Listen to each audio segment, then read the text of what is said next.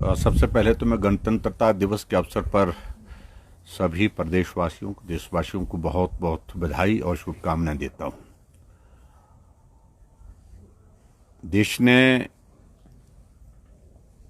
संविधान लागू होने के पश्चात जिस प्रकार से प्रगति की है, उसकी झलक आज सुबह हम जब दिल्ली में राष्ट्रीय स्तर पर गणतंत्र दिवस की ये जो परेड हो रही थी, उसमें हम सबको देखने को मिली है। और स्वाभाविक रूप से मेरा ये मानना है कि आज भारत सिर्फ जनसंख्या के बलबूते दुनिया का बड़ा देश नहीं है, बल्कि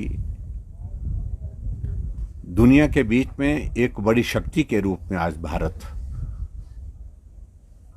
सामने है। और स्वाभाविक रूप से इसके लिए आज के इस अवसर पर मैं सबसे पहले तो हमारे देश की आज़ादी के पश्चात देश की रक्षा के लिए, सुरक्षा के लिए और देश की आज़ादी के लिए जिन लोगों ने अपनी जीवन की कुर्बानियां दी हैं, उनको नमन करता हूं। और उन वीर सैनिकों को जिन्होंने देश की रक्षा के लिए अपने जीवन न्यौछावर किया, उनके इस योगदान को अभी हम स्मरण करते हैं। और मुझे इस बात को लेकर के प्रसन्नता है कि आदरणीय प्रधानमंत्री नरेंद्र मोदी जी के नेतृत्व में मजबूत भारत आगे बढ़ता जा रहा है और अपनी एक अलग छवि के साथ पूरे विश्व के समक्ष आज खड़ा है। और जिसका प्रतिबिंब आज की झांकी के माध्यम से आपने वहाँ पर देखा होगा। चाहे सेना का क्षेत्र है, चाहे कृषि का क्षेत्र है, चाहे स्वास्थ्य का क्षेत्र है, चाहे वो शिक्षा का क्षेत्र है, चाहे वो हमारी टेक्नोलॉजी का क्षेत्र है, हर क्षेत्र में भारत बहुत तेजी से आगे बढ़ा है। सर, उत्तराखंड जो है देश का पहला राज्य बनने जा रहा है यूनिफॉर्म सिविल कोड को जो है लागू करने में, आप इसको किस तरीके से देखते हैं? देखिए, सबसे बड़ी बात तो यह है कि मैं उत्तराखंड के मुख्यमंत्री को बधाई देना चाहूँगा।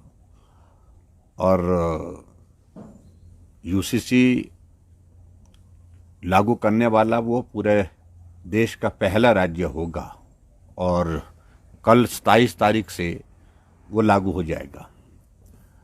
इसकी आवश्यकता पूरा देश अनुभव कर रहा है, महसूस कर रहा है। और मैं कहता हूं कि अगर हिमाचल प्रदेश में भारतीय जनता पार्टी की सरकार रही होती तो उत्तराखंड के बाद संभवतः हिमाचल दूसरा राज्य होता यूनिफॉर्म सिविल कोड को लागू करने के लिए। बहुत अहम फैसला है और इस फैसले के लिए मैं समझता हूं कि जो उत्तराखंड ने जो पहल की है, उस पहल के साथ बाकी राज्यों को भी आगे बढ़ना चाहिए। भांग की खेती को लेकर जो है सैद्धांतिक मंजूरी हिमाचल सरकार की कैबिनेट ने दी है। पिछले कल राज्यपाल ने भी एक चिंता जाहिर की है और सरकार को ये कहने की कोशिश की है कि गंभीरता से इसके रूल्स एंड रेगुलेशंस को फॉर्म करे ताकि आने वाले भविष्य में जो है कहीं ना कहीं इलीगल कॉरिडोर ना खुल जाए। आप क्या कहेंगे? देखिए, जो कुछ भी ये फैसला लिया गया है, ये फैसला बहुत लंबे समय से विचाराधीन था। और इस बात को लेकर के वर्तमान सरकार ने जो इन प्रिंसिपल सैद्धांतिक रूप से इसकी जो मंजूरी देने के बाद एक शुरुआत की है, उसके पीछे जो प्रमुख जो कारण है, वो कारण यह है कि हिमाचल प्रदेश की आय बढ़े।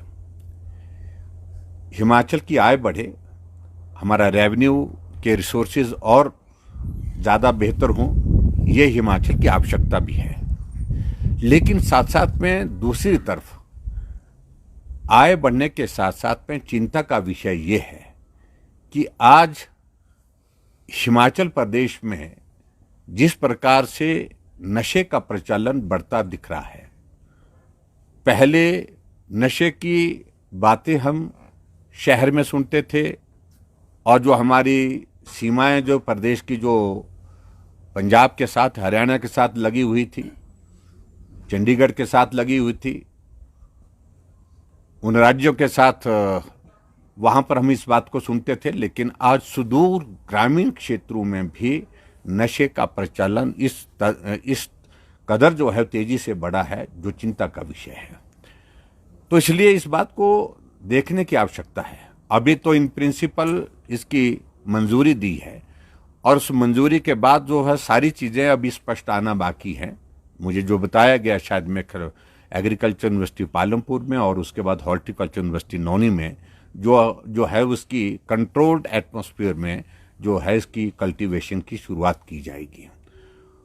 और इसके बाद फिर अगला पार्ट जो रहता है प्रदेश भर में, इसको खोलेंगे कैसे, किस प्रकार से इसका दायरा बढ़ाएंगे, वो एक इम्पॉर्टेंट एस्पेक्ट है।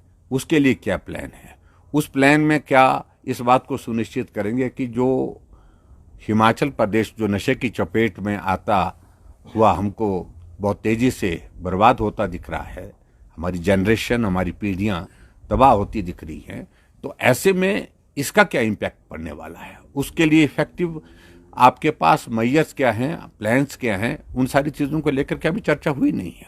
चिंता का विषय है जो राज्यपाल महोदय जी ने जो बताई है, और हमारी भी चिंता वही है। आप शुरुआत तो कर रहे हैं, अभी तो आपने कहा कि सिर्फ और सिर्फ इसको एग्रीकल्चर और हॉर्टिकल्चर यूनिवर्सिटी में इसके जो है वो एक पायलट प्रोजेक्ट के नाते जो है इसकी शुरुआत करेंगे, लेकिन जब इसका इम्प्लीमेंटेशन पॉलिसी के रूप में बाकी कल्टीवेशन के लिए शुरू करेंगे, तो ऐसी सूरत में उसको किस प्रकार से नियंत्रण में रख पाएंगे, ये एक चिंता का विषय है। कहीं हिमाचल प्रदेश के रेवेन्यू को बढ़ाने के चक्कर में ऐसी स्थिति न पैदा हो जाए कि हिमाचल और भी ज़्यादा नशे की चपेट में आकर के बर्बाद न हो जाए। इसके अलावा राज्यपाल जी ने जो दवाइयों के सैंपल लगातार फेल हो रहे हैं, उन पर भी चिंता जताई है, आप किस तरह से? नहीं, देखिए, ये तो सचमुच में चिंता का विषय बना ही है। एक तो पहली बात है कि स्वास्थ्य के क्षेत्र में हिमाचल प्रदेश की सरकार ने 2 साल के कार्यकाल में जो भी कदम उठाए हैं, उसमें हिमकेयर को एक तरह का अपाहिज करना, हिमकेयर के अंतर्गत जो पैसा गरीब लोगों के इलाज के लिए मिलता था वो लगभग बंद कर दिया है। आज हिमकेयर के तहत इंसुलिन जैसी जो इंजेक्शन जो शुगर के पेशेंट को लगना बहुत ज़रूरी होती है, लाइफ सेविंग ड्रग्स में, इस तरह से और भी बहुत सारी कैटेगरीज, बहुत सारी मेडिसिन की कैटेगरी से जो अवेलेबल यहाँ पर नहीं है, ये चिंता का विषय है। और जो पिछले दिनों एक घटना घटी है, एक बेटी ने जिसका जिक्र किया कि पिता की मृत्यु हुई क्योंकि जो इंजेक्शन उनको लगना था वो इंजेक्शन उपलब्ध नहीं हो पाया।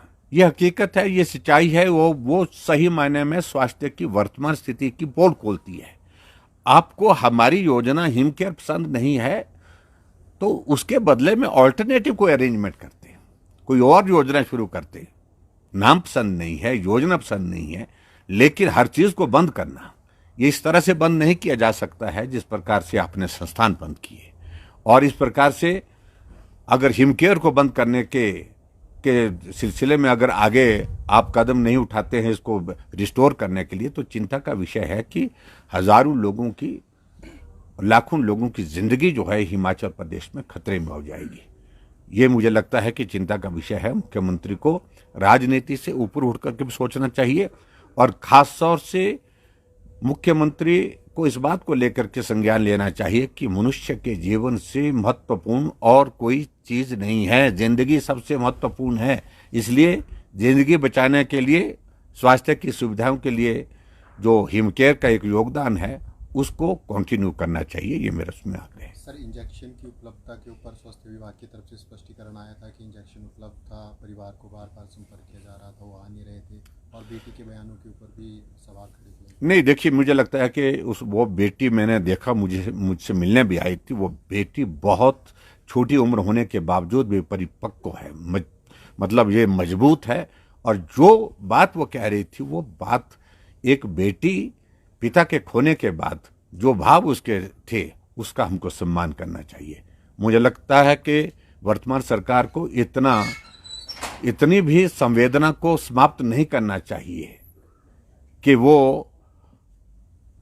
इतनी बड़ी घटना हो गई उस बेटी के साथ, उस परिवार के साथ, उसके बावजूद भी उस सारी चीज को गंभीरता से नहीं ले रही। ये बहुत बड़ी चिंता का, यह अमानवीय दृष्टिकोण है, मैं कह सकता हूं वर्तमान सरकार का जो चिंता का विषय है, और जिसमें एक एक चीज को लेकर के उसने कब पेशेंट एडमिट हुआ था और कब पेशेंट के लिए डॉक्टर ने इंजेक्शन के लिए कहा, और उसके बाद कितने दिन तक वो डॉक्टर के और हॉस्पिटल एडमिनिस्ट्रेशन के साथ इस बारे में बात करते रहे कि आप उपलब्ध कराइए, नहीं उपलब्ध हो पाया, कहा कि प्राइवेट खरीदना है तो खरीदिए, तो उसके लिए इंतजाम करने लगे, और उसके बाद जब उपलब्ध नहीं हो पाया, ये इतना घिनौना मजाक जो है एक तरह का हुआ। 3 तारीख को उस पेशेंट की, उस बेटी के पिता की मृत्यु हो जाती है, और 6 तारीख को बताया जाता है कि आप आइए, अब आप जो है वो इंजेक्शन लेकर के जाइए। इससे बड़ा दर्दनाक और दर्दनाक के साथ अमानवीय दृष्टिकोण सरकार का कोई हो नहीं सकता है। और उसके बाद राजनीति करने की बात और इस प्रकार की जो बातें उस बेटी के बयान पर जो कही जा रही हैं, मैं समझता हूँ बहुत दुर्भाग्यपूर्ण है। सर, मुख्यमंत्री जो हैं दिल्ली प्रवास पर निकलने वाले हैं। कल से दिल्ली विधानसभा चुनावों में बतौर स्टार प्रचारक जो है कमान संभालेंगे। उनका दौरा किस तरीके से देखते हैं? देखिए, मेरी जानकारी के मुताबिक तो वो दिल्ली नहीं, वो तो मध्य प्रदेश में जा रहे हैं, और उनकी कोई पार्टी की योजना है, पार्टी का कोई कार्यक्रम है, कोई यात्रा शुरू करने वाली, संविधान यात्रा, कोई उस तरह के कार्यक्रम में वो शामिल होने जा रहे हैं। और मुझे जो जानकारी अभी तक मिली है उसके मुताबिक तो यही है। दिल्ली में प्रचार के सिलसिले में तो कांग्रेस के जो प्रमुख नेता हैं वही दूर हैं चुनाव के प्रचार से, तो ऐसी सूरत में मुझे नहीं लगता कि दिल्ली के प्रचार के लिए जा रहे हैं। सही माने वो राजनीतिक मकसद के साथ जा रहे हैं। सर, हिमाचल प्रदेश में परंपरा रही है कि जब पूर्ण राज्यत्व दिवस होता है तो कर्मचारियों को या अन्य जो सरकार के ऊपर डिपेंडेंट लोग हैं या फिर सामान्य वर्ग को सौगात मुख्यमंत्री देते हैं, लेकिन इस बार कर्मचारी भी निराश दिखे और किसान भी निराश दिखे और व्यापारी भी निराश दिखे। देखिए, हिमाचल प्रदेश को पूर्ण राज्यत्व के दिवस पर जिस प्रकार से, एक तो मैं ये कहूँगा कि मुख्यमंत्री का जो भाषण वहाँ पर रहा, उस तरह का भाषण मैंने कभी आज से पहले सुना नहीं। चाहे वो भाषण लिखित रूप में उनने सुनाया एक दिन पहले, और चाहे वो उस दिन के कार्यक्रम में पूर्ण राज्यत्व के दिवस पर जो है बैजनाथ में शायद कार्यक्रम था, तो वहां पर उन्होंने भाषण दिया है। वो कोई राजनीतिक मंच नहीं होता है, वो स्टेट इंपॉर्टेंस का डे है और पूरे हिमाचल प्रदेश के लिए गर्व का विषय है। और उस दिन तो कम से कम राजनीतिक भाषण नहीं देना चाहिए था, लेकिन मुख्यमंत्री का बहुत बड़ा हिस्सा भाषण का भारतीय जनता पार्टी की पूर्व में रही सरकार को कोसने में लगा। भारतीय जनता पार्टी के नेतृत्व के ऊपर वो टिप्पणियां करते रहे, केंद्र की सरकार जो है उसके ऊपर टिप्पणी करते रहे। मैं समझता हूँ बहुत दुर्भाग्यपूर्ण है, और हमें इस बात को लेकर के खेद है कि 2 वर्ष का कार्यकाल बीतने के बावजूद भी मुख्यमंत्री के पास अभी तक सामग्री नहीं है भाषण के रूप में, जिस पर वो अपनी सरकार की 2 वर्ष की उपलब्धियों का जिक्र कर सके। सर, एक सेक्शन है, चाहे वो लंबादार है या फिर पंचायत के जो अन्य एम्प्लॉयज़ जिनको मानदेय दिया जाता है, उनको अभी तक मानदेय नहीं मिल पाया बड़ी संख्या। नहीं, बहुत एक सेक्शन नहीं है, बहुत सारे यहाँ पर हिमाचल प्रदेश में नंबरदारों का सेक्शन है, उनको तो मानदेय नहीं मिल पाया है। इसके अलावा बहुत सारी कैटेगरीज हैं, और जिसमें आउटसोर्स कैटेगरी है, जिसमें उनको सैलरी नहीं मिल पाई है। ये बहुत बड़ा चिंता का विषय है, और ये वर्तमान हिमाचल प्रदेश की सरकार की आर्थिक स्थिति के बारे में भी जिक्र करती है। और जो बार बार वादे किए जा रहे हैं, दावे किए जा रहे हैं, हिमाचल प्रदेश 2027 में जो है अपने पांव पर खड़ा होगा, साधन संपन्न प्रदेश होगा, उस दृष्टि से इसकी पोल खुली जा रही है कि आपके पास मानदेय देने के लिए जो छोटे छोटे वर्ग है, छोटे छोटे सेक्शन हैं, उनके लिए पैसा नहीं है, तनख्वाह देने के लिए पैसा नहीं है। यह सचमुच में बहुत बड़ा चिंता का विषय है। और इसके अलावा मैं एक और बात मैं जरूर कहना चाहूँगा आपके समक्ष कि पिछले दिनों हम देख रहे हैं कि हिमाचल प्रदेश में हत्याओं के मामले इस कदर बढ़े हैं, ये स्थिति ऐसी आ गई है कि कानून व्यवस्था नाम की कोई चीज हिमाचल प्रदेश में आज की तारीख में रहने गई है। पुलिस प्रशासन अनावश्यक रूप से जिन चीजों में लगा हुआ है, उसमें प्रमुख रूप से चाहे वो मीडिया है, मीडिया के खिलाफ मामले दर्ज करना, विधायक हैं, विधायकों के खिलाफ मामले दर्ज करना, और उसके अलावा मैं कहना चाहूंगा कि ऐसी चीजों में उलझ करके कि इन्वेस्टिगेशन के प्रोसेस में, किसी को प्रताड़ित करने के प्रोसेस में एक बार नहीं अनेकों बार घटनाएं सामने आई हैं, और उसके बावजूद हिमाचल प्रदेश में कानून व्यवस्था ठीक हो, इस पर कोई चिंता करने का उनके लिए प्राथमिकता का विषय ही नहीं है।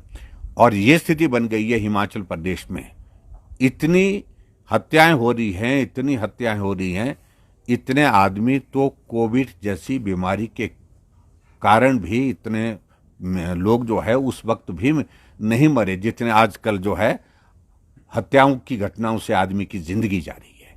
ये हिमाचल जैसे प्रदेश के लिए बहुत बड़ी चिंता का विषय है। और मैं एक बात और भी कहना चाहूँगा कि हमारे मामले में भी बहुत सारे कोई एक साइट चला रखी है मुख्यमंत्री के यहाँ से, जो इस एजेंसी को इन्होंने काम दिया है, मैं जानकारी प्राप्त करने की कोशिश कर रहा हूँ, जो इनकी पब्लिसिटी के काम को देखती है। वो सारे मामले में हमारे खिलाफ भी कोई एक पेज चलाती है जिसमें हमको रोजाना गाली मिलती है। हमारी ओर से एक हमारे पार्टी के समर्थक, एक शुभचिंतक ने एफआईआर दर्ज करने के लिए कंप्लेंट की है एसपी शिमला के पास, लेकिन कई दिन हो गए अभी तक वो एफआईआर दर्ज नहीं हुई है।